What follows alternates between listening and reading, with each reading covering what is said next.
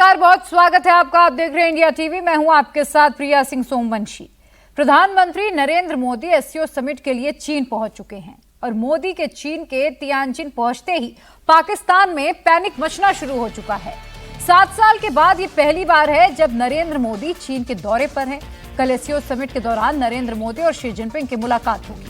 SCO summit में दुनिया भर के 20 से ज्यादा वर्ल्ड लीडर शामिल होंगे और इस समिट को ग्लोबल साउथ का पावरफुल शो कहा जा रहा है। और अब से बस कुछ ही देर पहले नरेंद्र मोदी ने चीन पहुंचने के बाद एक मैसेज पोस्ट किया है जिसमें लिखा है कि वो दुनिया के कई वर्ल्ड लीडर से मिलने के लिए एक्साइटेड हैं। नरेंद्र मोदी का ये चीन दौरा अमेरिकी प्रेसिडेंट डोनाल्ड ट्रंप और पाकिस्तान के लिए बुरे खबर है। मोदी की यह विजिट उस वक्त हो रही है जब ट्रंप ने भारत पर 50% टैरिफ लगा रखा है। पाकिस्तान हर रोज हमले की गीदड़ भभकी दे रहा है, लेकिन इस बार मोदी ने ट्रंप और मुनीर दोनों का पक्का इंतजाम कर लिया है। यह नरेंद्र मोदी का ऑपरेशन अचूक प्रहार है जिसमें ट्रंप और मुनीर दोनों की हार है। नया टारगेट लॉक हो चुका है, गोला डाला जा चुका है, निशाना ठीक सामने है। ऑपरेशन सिंदूर पार्ट 1 में इंडियन एयरफोर्स की 50 से भी कम मिसाइलों ने पाकिस्तान को हिला डाला था। क्या ऑपरेशन सिंदूर पार्ट 2 में पाकिस्तान पर बरसेंगी 51 मिसाइलें?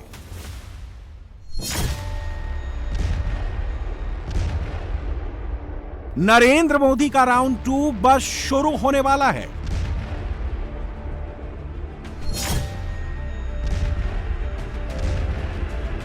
इंडियन आर्मी ने एक्सरसाइज अचूक प्रहार लॉन्च कर दिया है। Motors, machine guns, rockets, grenades, drones सबकी टेस्टिंग कर ली गई है। एक्सरसाइज अचूक प्रहार की एक्सक्लूसिव तस्वीरें आ गई हैं।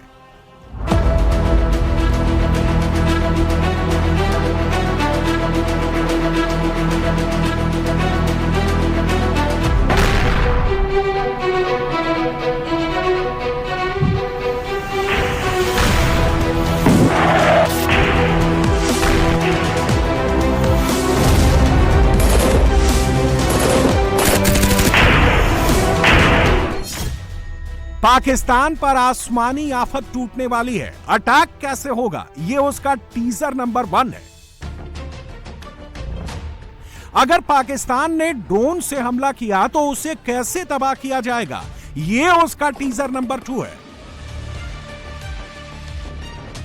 राउंड 2 में भारत पाकिस्तान पर अचूक प्रहार कैसे करेगा, यह उसका टीजर नंबर 3 है।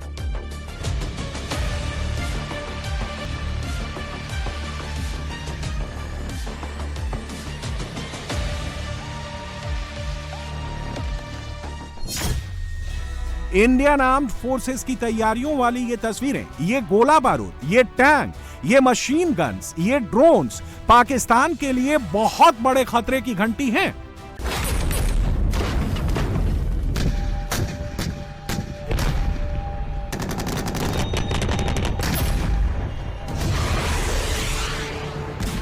पाकिस्तानी खुद क्लेम कर रहे हैं भारत हमला करने वाला है। सवाल है कब करने वाला है, कैसे करने वाला है।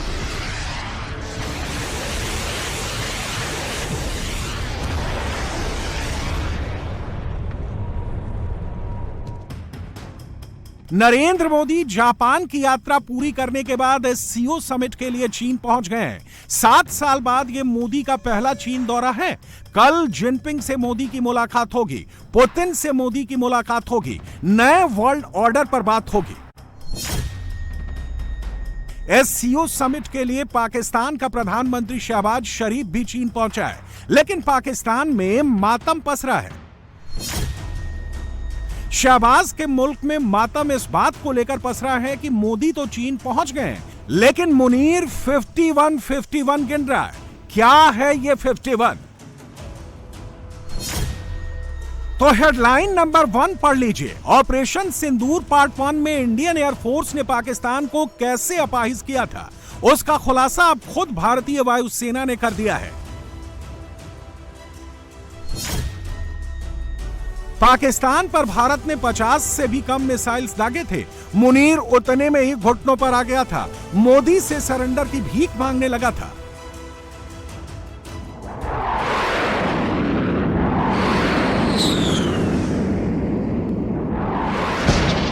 लेकिन वो तो सिर्फ ट्रेलर था, पिक्चर अभी बाकी है। उधर प्रधानमंत्री मोदी चीन में है और इधर इंडियन आर्मी की तैयारी फुल फोर्स में चल रही है। पाकिस्तान पर अचूक प्रहार की फुल स्ट्रेटजी बन रही है। ये तस्वीरें इंडियन आर्मी के गजराज कॉर्प्स ने बस कुछ घंटों पहले डाली है। एक्सरसाइज अचूक प्रहार के अलावा इंडियन आर्मी एक्सरसाइज युद्ध कौशल 3.0 भी शुरू कर चुकी है। ड्रोन सर्वेलांस से लेकर प्रिसीजन स्ट्राइक तक, एरियल डोमिनेंस से लेकर नेक्स्ट जनरेशन वॉरफेयर तक युद्ध स्तर पर सबकी तैयारी चल रही है। अब इंडियन आर्मी के कोनार्क कॉर्प्स की तरफ से जारी की गई ये तस्वीरें देखिए। ये पाकिस्तान की सीमा के बेहद करीब कच्छ के क्रीक सेक्टर की तस्वीरें हैं। यहां इंडियन आर्मी ने मल्टी एजेंसी वॉर एक्सरसाइज को अंजाम दिया, ऑपरेशनल रेडीनेस के लिए खुद को परखा है।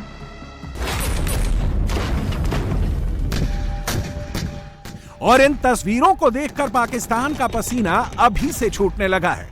पाकिस्तानी अभी से कहने लगे हैं सितंबर में या फिर अक्टूबर में हिंदुस्तान जरूर हमला करेगा, पाकिस्तान को नहीं छोड़ेगा। इंडियन आर्मी, इंडियन नेवी और इंडियन एयरफोर्स पाकिस्तान को सितंबर या अक्टूबर में यह सरप्राइज देने की तैयारी कैसे कर रही है, इसकी और डिटेल आपको आगे देंगे। मगर उससे पहले ये देखिए कि मोदी ने चीन पहुंचते ही जिनपिंग से मिलने से पहले ही कैसे पाकिस्तान का एक और दोस्त उससे छीन लिया। और इसके लिए सबसे पहले आपको चीन के तियानजिन में लोगों से मिलते मोदी की इन तस्वीरों के वक्त का ऑडियो बहुत ध्यान से सुनना होगा। चीन में वंदे मातरम और भारत माता की जय के नारे मुनीर का ब्लड प्रेशर बढ़ा रहे हैं।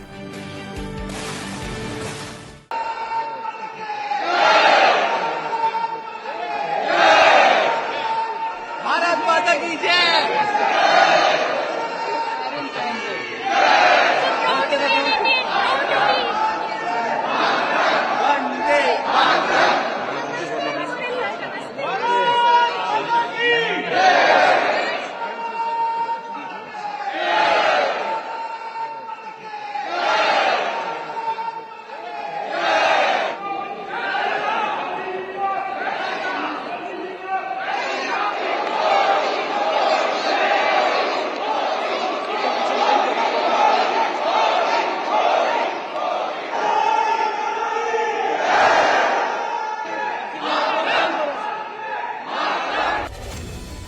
नरेंद्र मोदी ने तो अभी अपनी डिप्लोमेटिक स्ट्राइक शुरू ही की है, मगर उससे पहले पाकिस्तान में कमेंट्री चालू हो गई है कि मोदी चीन को पाकिस्तान से दूर कर देंगे, पाकिस्तान को पूरी तरह अलग थलग कर देंगे। मोदी ही ग्लोबल साउथ को लीड करेंगे, पाकिस्तान का जीना मुश्किल कर देंगे।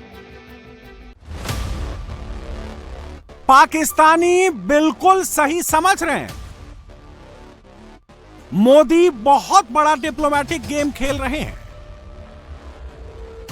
यह एक ऐसा गेम है जिससे नरेंद्र मोदी अमेरिका की भी हेकड़ी निकाल देंगे। ट्रंप के नए नवेले प्यार पाकिस्तान को भी कमजोर कर देंगे और पाकिस्तान के ऑल वेदर फ्रेंड चीन को भी अपने पाले में कर लेंगे। और मोदी के इस गेम का असर दिखने लगा है। भारत पर लगाए ट्रंप के टैरिफ वाले खेल पर बहुत बड़ा खुलासा हुआ है। यह खुलासा किसी छोटे मोटे अखबार ने नहीं, अमेरिका के न्यूयॉर्क टाइम्स ने किया है। न्यूयॉर्क टाइम्स ने सूत्रों के हवाले से ट्रंप और मोदी की बातचीत का ब्यौरा छापा है। 17 जून को हुई फोन कॉल के दौरान ट्रंप ने दावा किया कि भारत पाकिस्तान सीज फायर उन्हीं की वजह से संभव हुआ। मोदी ने इस दावे को सख्ती से खारिज कर दिया और कहा कि यह फैसला भारत और पाकिस्तान ने सीधे सीधे आपसी बातचीत से किया है, अमेरिका का इसमें कोई हाथ नहीं है। न्यूयॉर्क टाइम्स के मुताबिक इसके बावजूद ट्रंप ने खुद को क्रेडिट देने वाली बात दोहराई और संकेत दिया कि मोदी को भी इस रोल को स्वीकार करना चाहिए। ट्रंप ने टेलीफोन पर मोदी से आगे कहा था कि भारत को भी उन्हें नोबेल शांति पुरस्कार के लिए नॉमिनेट करना चाहिए, लेकिन मोदी ने टेलीफोन पर ऐसा करने से साफ शब्दों में इनकार कर दिया। न्यूयॉर्क टाइम्स की रिपोर्ट के मुताबिक मोदी की इसी बात ने ट्रंप को नाराज कर दिया और उन्होंने भारत पर 50% टैरिफ लगा दिया। पाकिस्तानी भारत पर लगाए ट्रंप के टैरिफ से बहुत खुश थे, लेकिन मोदी ने जैसे ही अपना स्टैंड टफ किया, ट्रंप को उन्हीं की भाषा में जवाब दिया। एक जर्मन अखबार के मुताबिक ट्रंप मोदी को फोन मिलाने लगे। 4 कोशिशें की, मोदी ने फोन ही पिक नहीं किया। और इसके बाद अब पाकिस्तानी भी ये कहने पर मजबूर हो गए हैं कि ये मोदी हैं, ना तो ट्रंप को छोड़ने वाले हैं और ना ही पाकिस्तान को बख्शने वाले हैं। मोदी के टफ स्टैंड से 2 बातें क्लियर हैं। नंबर 1 ये कि ट्रंप से भी 2 हाथ करने को रेडी हैं। नंबर 2 ये कि वो पाकिस्तान का भी फुल एंड फाइनल इलाज करने के प्लान पर काम शुरू कर चुके हैं। और इसकी पहली तस्वीर उस वक्त नजर आएगी जब चीन में मोदी और जिनपिंग की मुलाकात होगी। वैसे सीओ समिट में पाकिस्तान का पीएम शहबाज शरीफ भी नजर आएगा।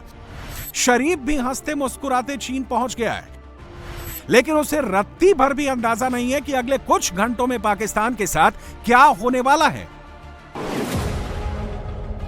मोदी डिप्लोमेटिक स्ट्राइक तो कर ही रहे हैं, भविष्य में होने वाले मिलिट्री स्ट्राइक की तैयारी भी करवा रहे हैं। 31 अक्टूबर तक भैरव लाइट कमांडो बटालियन सेना में शामिल कर लिया जाएगा।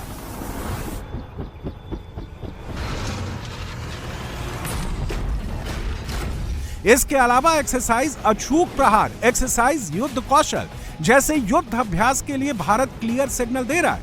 बहुत जल्द कुछ होने वाला है। ऑपरेशन सिंदूर के दौरान भी हम सबने देखा, ऑपरेशन सिंदूर के दौरान में भी हम सबने देखा, जब संकल्प, साहस और विज्ञान, संकल्प, साहस और विज्ञान जब तीनों एक साथ मिलते हैं दोस्तों, तो असंभव भी संभव हो जाता है। हमारी सेनाओं ने 22 मिनट के अंदर काम तमाम कर दिया। आतंकवादियों को और उनके सरपरस्तों को आईना ही नहीं दिखाया, आईना के अलावा भी जो कुछ भी करना चाहिए सब कर डाला, जिसकी उनको कभी कल्पना भी नहीं। कुल मिलाकर कहें तो अगले कुछ घंटे बहुत इंपॉर्टेंट हैं। चीन में मोदी, जिनपिंग और पुतिन की मुलाकात के बाद नए वर्ल्ड ऑर्डर पर कोई बड़ी खबर आ सकती है। ट्रंप के लिए नई मुसीबत खड़ी हो सकती है और दूसरी तरफ एलओसी पर मोदी पाकिस्तान की सिट्टी पिट्टी गुम करने वाले प्लान को फुल एंड फाइनल कर सकते हैं। संभल में कुछ बड़ा होने वाला है। पुलिस फूंक फूंक कर कदम रख रही है। संभल से लखनऊ तक हाई अलर्ट है। संभल को हिंदू विहीन करने की साजिश सुनकर यूपी वाले बेहद गुस्से में हैं। सड़कों पर नारेबाजी हो रही है। संभल को लेकर सियासी पारा चढ़ रहा है और अभी तो संभल फाइल्स की कुछ बातें ही सामने आई हैं। डेमोग्राफी चेंज और गजवाए हिंद की साजिश का पूरा सच सामने आना बाकी है। वो बातें इस रिपोर्ट में समझिए।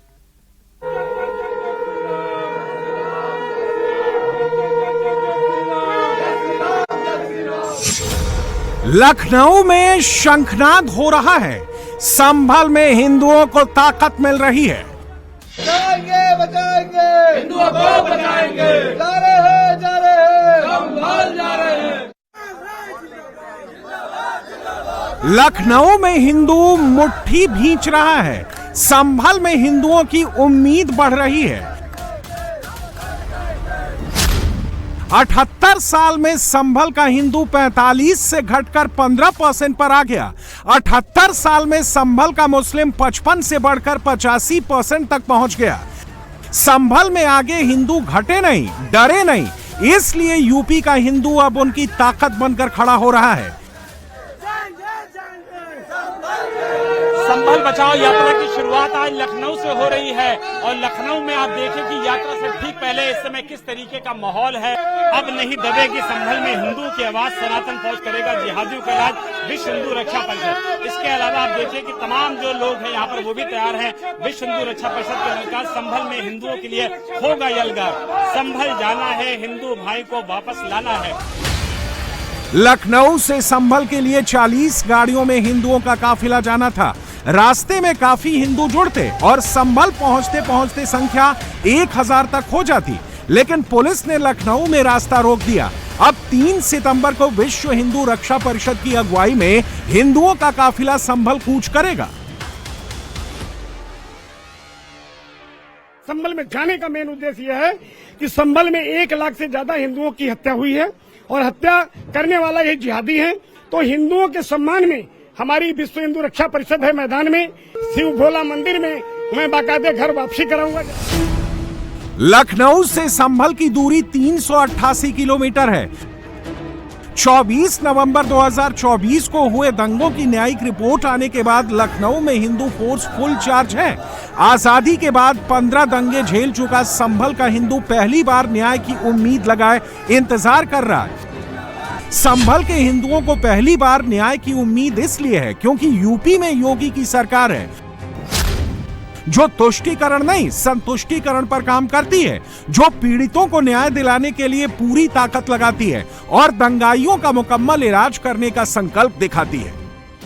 संभल में 24 में वहां पर जिस प्रकार का दंगा करने की एक साजिश हुई थी, उस दंगों की साजिश का कल जो कमीशन न्यायिक कमीशन बना था, न्यायिक कमीशन ने अपनी रिपोर्ट दी है।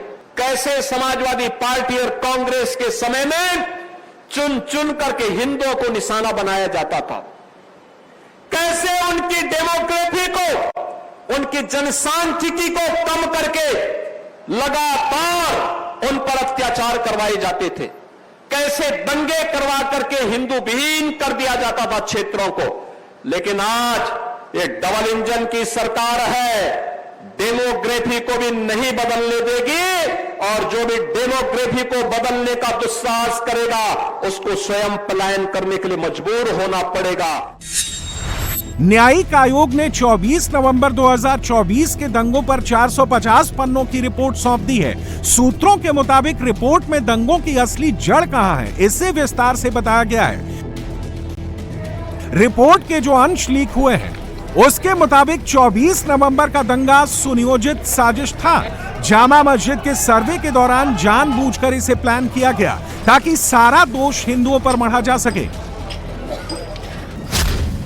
450 पन्नों की रिपोर्ट में संभल से सपा सांसद जियाउर रहमान बर्क के भड़काऊ भाषण का भी जिक्र है। इसमें सपा के विधायक इकबाल महमूद के बेटे सुहेल इकबाल और जामा मस्जिद की इंतजामिया कमेटी पर भी गंभीर आरोप है। इसके अलावा संभल में दंगों के इतिहास, हिंदुओं की आबादी घटने, हिंदुओं के धार्मिक स्थलों का अस्तित्व मिटाने समेत तमाम बिंदुओं पर विस्तार से जांच करने के बाद निष्कर्ष दिया गया है। संभल से लाखों हिंदू क्यों भागे, दुकानों और मकानों पर ताला लगाकर संभल के हिंदू क्यों पलायन को मजबूर हुए, ये सब 450 पन्नों के दस्तावेज में दर्ज है। आजादी के बाद संभल में छोटे बड़े 15 दंगे हुए। सबसे बड़ा दंगा 1978 में हुआ जिसमें हिंदुओं का कत्लेआम हुआ, उनकी प्रॉपर्टी लूट ली गई, उन्हें जान बचाकर भागना पड़ा।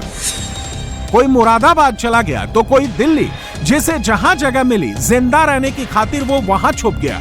पीछे छूट गई पुरखों की जमीन।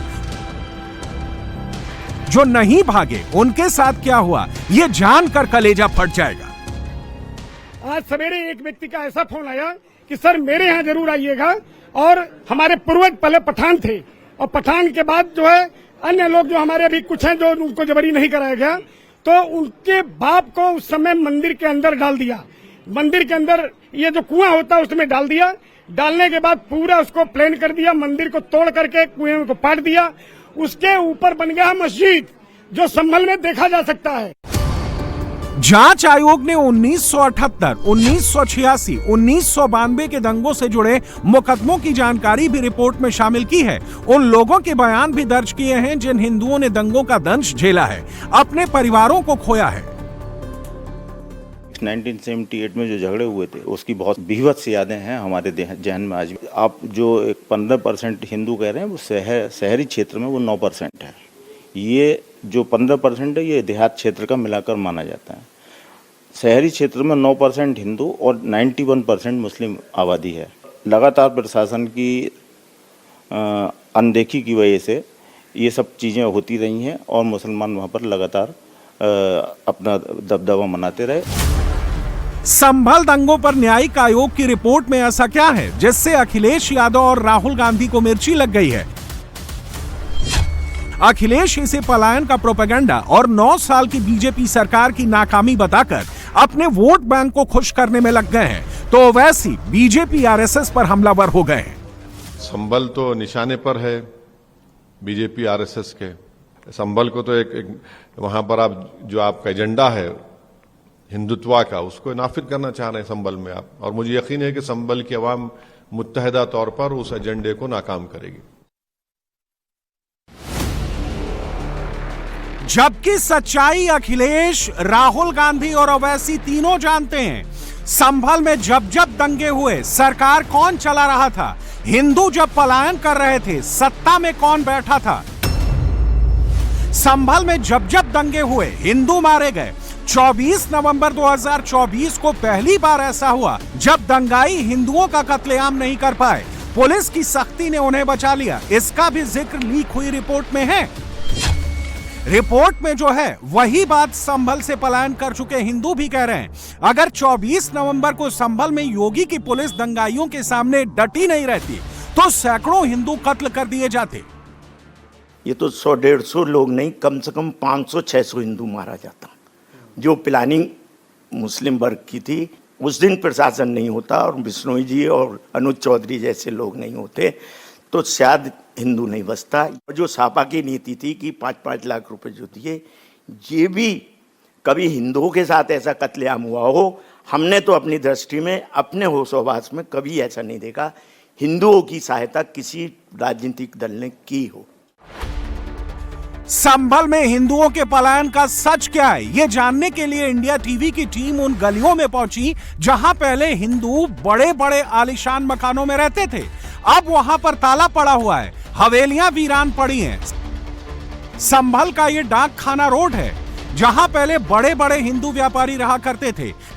ये महेंद्र गुप्ता का मकान है। महेंद्र क्या काम करते थे? इनका बैंता का बहुत बड़ा मकान मतलब काम था, आप कोठी भी देख सकते हैं, बहुत बड़ा कारोबार है। अब दिल्ली में शिफ्ट हो गए इन्होंने, बहुत बड़ा काम दिल्ली में चला गया।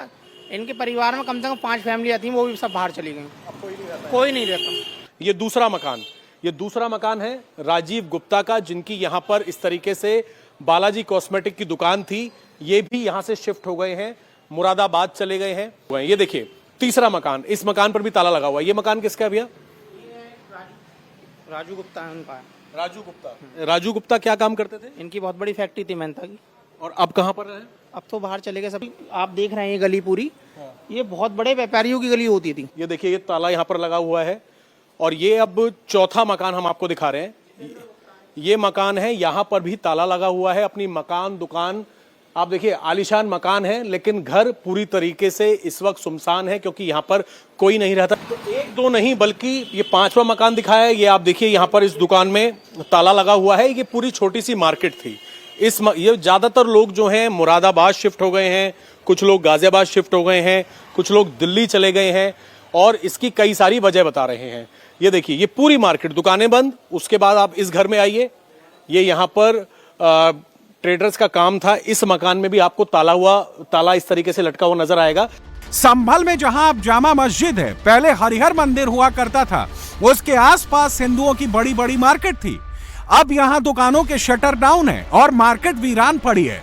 कुछ के परिजन दंगों में कत्ल कर दिए गए, कुछ को कट्टरपंथियों ने डरा धमकाकर भगा दिया। मामा जी की डेथ को मारा था और वहाँ पर आप समझे जो हमारी गद्दी थी जहाँ हम बैठते थे, वहाँ पर 9 लोगों की लाशें एक के ऊपर एक रख के जिंदा जला दी गई थी। वहाँ रख के उन लोगों को मार मार के और जला दिया गया उनको वहाँ पर। अब जो बचे हैं उन्हें भगाने के लिए एक और पैटर्न इस्तेमाल किया जा रहा है। हिंदुओं की दुकानों से सामान मत खरीदो, उनका बहिष्कार करो। ये देखो यहाँ पर ये एक काफी बड़ी मार्केट थी। मेहता के नाम से एक शख्स है जो यहाँ पर अपना ऑफिस चलाते थे और मार्केट चलाते थे। लेकिन फिलहाल आपको यहाँ पर सारी दुकानें जो हैं बंद नजर आएंगी, पूरी मार्केट बंद नजर आएगी। जाले यहाँ पर लगे हुए हैं। अभी इन लोगों ने मकान बेचा नहीं है लेकिन ये लोग मजबूर हो गए यहाँ से शिफ्ट होने को लेकर, और उसके कई कारण इन लोगों ने बताए हैं। कारण ये है कि एक तो आए दिन दंगे, और जिस तरीके से आजादी के बाद से जो डेमोग्राफी चेंज हुई, जो आबादी है हिंदुओं की आबादी वो घटकर 45% से मात्र 15% रह गई। और इसके अलावा ये भी बताया जा रहा है जो व्यापार है वो हिंदुओं का खत्म हो गया, क्योंकि मुस्लिम जो व्यापारी हैं वो अपना सामान सिर्फ मुस्लिम लोगों से ही खरीद रहे हैं। जिस भी मकान पर आप जाएंगे वहां पर आपको ताला नजर आएगा। ये संभल की डाक खाना रोड है और काफी चलती हुई यहाँ पर ये रोड है। और वजह अलग अलग तरह की बताई जा रही है। हिंदू आबादी ज्यादा पलायन हो चुकी है, बाकी और जाने की तैयारी नहीं। डर किस वजह से है? माहौल की वजह से तो जा ही रहे हैं, कारोबार भी नहीं है। माहौल खराब होने की वजह से आए दिन दुकानें बंद रही, कारोबार भी नहीं रहा, सब लोग ऐसे ही जा रहे हैं। संभल की एक दो गली में नहीं, जिस गली में आप जाएंगे वहां ताला बंद दरवाजे ही मिलेंगे। हिंदुओं के खंडहर होते मकान दिखाई देंगे। यही आज के संभल का सच है। यहाँ से हम शुरुआत करते हैं मकान नंबर 1। इस मकान पे ताला लगा हुआ है। जो यहाँ के लोग थे, हिंदू लोग थे, वो यहाँ से शिफ्ट हो गए हैं। वजह रोजगार, वजह दंगा। इसके अलावा आप आगे बढ़ते हैं। एक ये दूसरा मकान है, यहाँ पर सबके बोर्ड लगे हुए हैं। कोई ज्योतिष का काम करते थे, किसी का अपना पोस्ट ऑफिस का काम था। इस तरीके से यहाँ पर दूसरे मकान पर भी आपको ताला नजर आएगा। गुप्ता परिवार, रस्तोगी परिवार अपने मकानों पर ताला लगा दिया है। तो जहां जहां आपकी मकानों पर नजर जाएगी वहां पर आपको इस तरीके से न केवल मकान, दुकान, लोगों की कोठियां जिन्होंने अभी बेची नहीं है, और हमें लोगों ने ये बात बताई कि अब उन्हें ये उम्मीद है कि जब से अब संभल में न्यायिक जांच आयोग ने जांच की है, आरोपियों के खिलाफ कार्रवाई की जा रही है, तो लोगों को ये उम्मीद भी है कि अब ये देखिए, ये वाला मकान भी बंद है। ये पूरी इतनी बड़ी बड़ी कोठियां, ये 2 भाइयों का यहाँ पर मकान था, ताला लगा हुआ है। एक यहाँ पर कॉस्मेटिक का स्टोर है, इसमें ताला लगा हुआ है। तो कई सारे ऐसे परिवार हैं जिसमें गुप्ता परिवार, रस्तोगी परिवार, यहाँ पर जो लोग रहते थे संभल में, यहाँ से बिल्कुल पास में ही फिलहाल जो जामा मस्जिद का स्वरूप है, जिसे हिंदू पक्ष हरिहर मंदिर होने का दावा करता है, उसके बिल्कुल पास की ये गली है। और जब दंगे हुए थे अभी 24 में सर्वे के दौरान, तो इस गली में भी काफी ज्यादा भीड़ आई थी, पथराव हुआ था। तो ये हालात हैं संभल के।